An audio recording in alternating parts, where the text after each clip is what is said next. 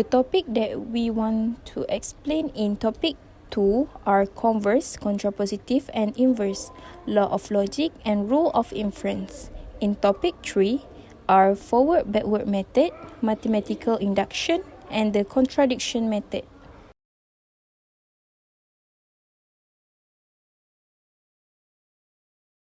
Converse, contrapositive, and inverse. Now, we start with the conditional statement P implies Q. The converse of the conditional statement is Q implies P. Then, the inverse of the conditional statement is negation P implies negation Q. Then, the contrapositive of the conditional statement is negation Q implies negation P. Next, for the example question, we use this statement. If it rains, then I stay at home. Find the inverse, converse, and contrapositive of the following conditional statement above. So the solution is we have to divide those statements into P and Q. P, it rains. Q, I stay at home. Then it will be P implies Q. For the inverse, we have to put negation at the both sides. Then it will be negation P implies negation Q. If it not rains, then I not stay at home. For the converse, we have to put Q at the front and P at the back. So it will be Q implies P. If I stay at home, then it rains. And last, for the contrapositive, same like converse, but we have to put negation at the both sides. Then it will be negation Q implies negation P. If I not stay at home, then it not rains. Next, I will explain about law of logic. There are 12 example law of logic that we have learned in chapter 2. Double negation law, Divergence law, commutative law, associative law, distributive law, idempotent law, inverse law, identity law, domination law, definition of implication, definition of biconditional, and last, absorption law. We use the concept of logical equivalent, tautology, and contradiction. How do we use this law? I will explain to you in this example. Use the laws of logic to show that negation P or negation bracket P and Q is a contradiction. Okay, first, since there is symbol negation outside the bracket, so we use Divergence law. So, it will logically equal to negation P and negation bracket P and Q. Next, there are two symbols of negation, so we use double negation law. So it will logically equal to negation P and bracket P and Q. Next, we use associative law. We have to change the bracket from P and Q to negation P and P. Next, we use inverse law. It will logically equal to contradiction and Q. And last, we use domination law to make the answer logically equal to contradiction. Rule of inference. What is rule of inference? Rule of inference is one of the methods that used to check the validity of their argument. Rule of inference is a logical form or guide consisting of premises and also known as hypothesis and a conclusion. A valid argument is when a conclusion is true and each of the premises are true. Let's proceed to rule of inference.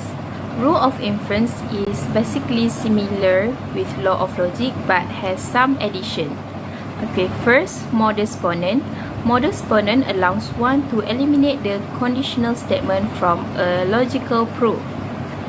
Next, law of syllogism is if the following statements are true, like P implies Q and Q implies R, then we derive a true statement which is P implies R.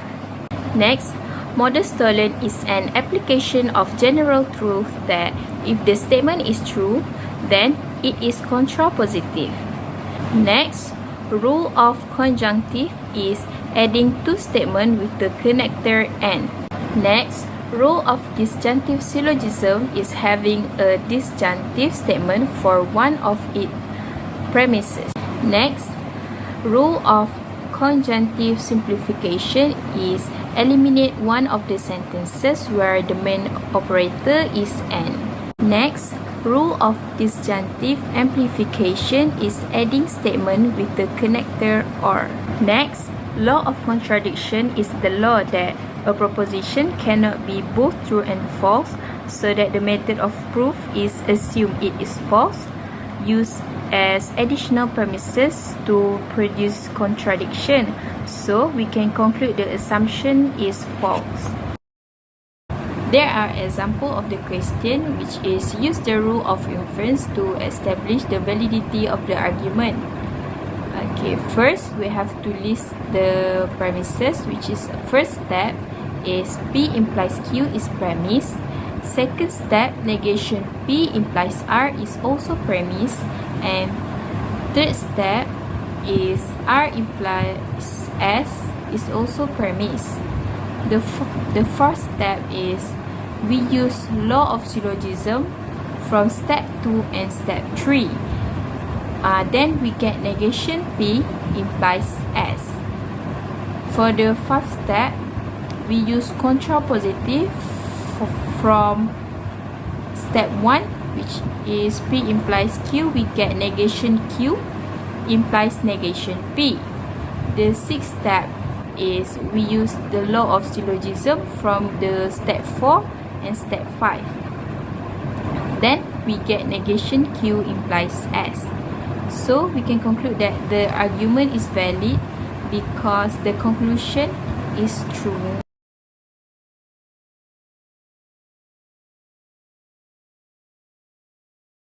Forward and backward method. Okay, how and when we use this method? Okay, for example, if we have to prove if A then B is true, we have to assume that A is true and use this to show B also true. Okay, we have to make two conditions, which is A is hypothesis and B as conclusion. How to reach the conclusion that B is true? Okay, to figure out that how to reach the conclusion B is true, we'll be going through to the backward process. When we use the forward process, okay, so we use the forward process when we make a specific use to the information that contained in A, which is A is hypothesis. If you want to prove the answer in A must equivalent to B. Example question. Prove that if the right triangle XYZ with side of length x and y and hypotenuse of length z has an area z squared over 4, then the triangle XYZ is isosceles. So, how to prove it? We divide into two, hypothesis and conclusion. Hypothesis A, the right triangle XYZ with side of length x and y and hypotenuse of z has an area z squared over 4. And the conclusion B, the triangle XYZ is isosceles. After state the hypothesis and conclusion, we do the backward process. So, step 1, how to show that the triangle is isosceles? So, we have to show that the two outside of triangle are equal. So, this make B1 as x equal to 1. Step 2, we have to show the difference. The two real number is 0, and this make SB2 as x minus y equal to 0.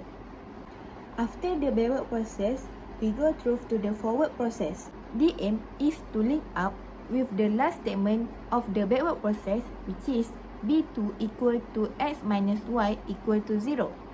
In A1, we apply the theorem Pythagoras, which is x squared plus y squared equal to z squared. In A2, we apply the area formula, which is the area has been stated in question as z squared over 4. So, A2 as z squared over 4 equal to 1 over 2 times base times height. Z squared over 4 equal to 1 over 2 times x times y. How we got x and y? Okay, in the question has been stated that side of length is x and y. So, we substitute x and y into the area formula, which is this make as the area is z squared over 4 equal to 1 over 2 times x times y. A3, is z square over 4 equal to sy over 2. Okay, from A1, we have to substitute z into the sy. And the answer is x square plus y square over 4 equal to xy over 2. After we got the answer, we have to simplify sy. So we got the answer is x square plus y square minus 2xy equal to 0. After that, factorize it and we got x minus y equal to 0. The last answer is A4 x minus y equal to 0. So this makes as A4 equivalent to B2. So we have proven that XYZ is an isosceles triangle. Mathematical induction. Mathematical induction can be used when B has a form for every integer and is more or equal to 1. Something happens when something happens. There are 3 steps in mathematical induction. First, verify that P1 is true. Replace n everywhere in Pn by 1. Second, assume that Pn is true. And the last one, prove that Pn plus 1 true. Start by writing Pn plus 1 and then rewrite Pn plus 1 in terms of Pn. Next, we proceed to example question for mathematical induction. Prove that 1 cube plus 2 cube plus 3 cube plus so on plus n cube is equal to 1 over 4 times n square times n plus 1 square. First, we need to let Pn is summation k cube equal to n square times n plus 1 square over 4.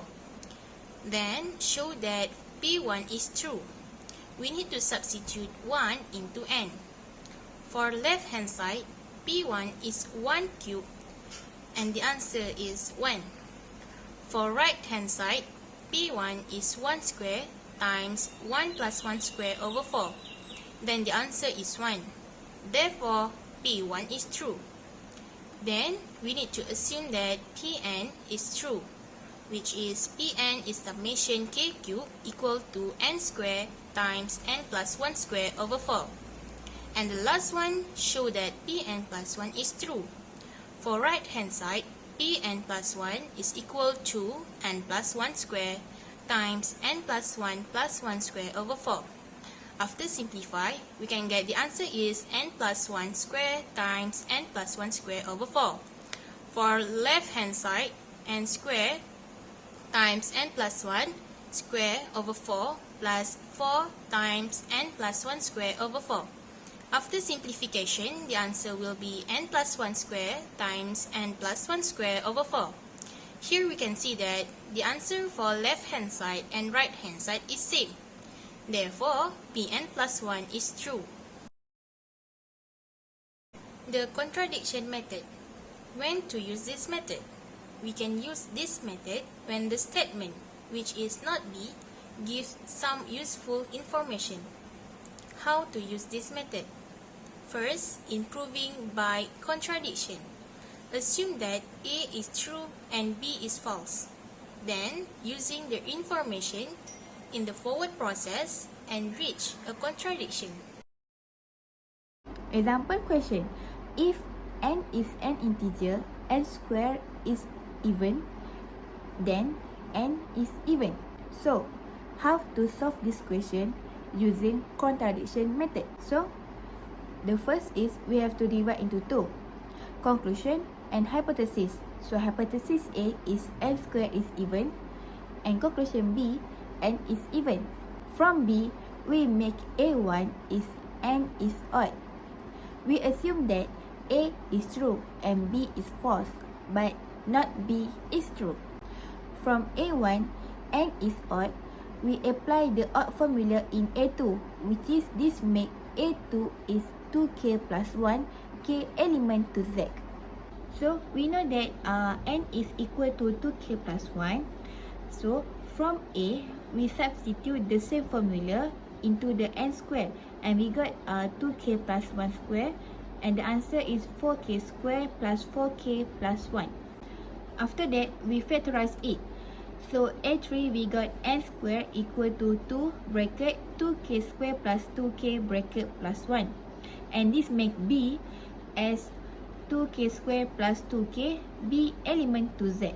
From A3, we substitute B into the answer that we got in A3. And this make as A4 as n square equal to 2b plus 1 be element to Z. And the last answer is A5 equal to n square is odd. Why we state that n square is odd?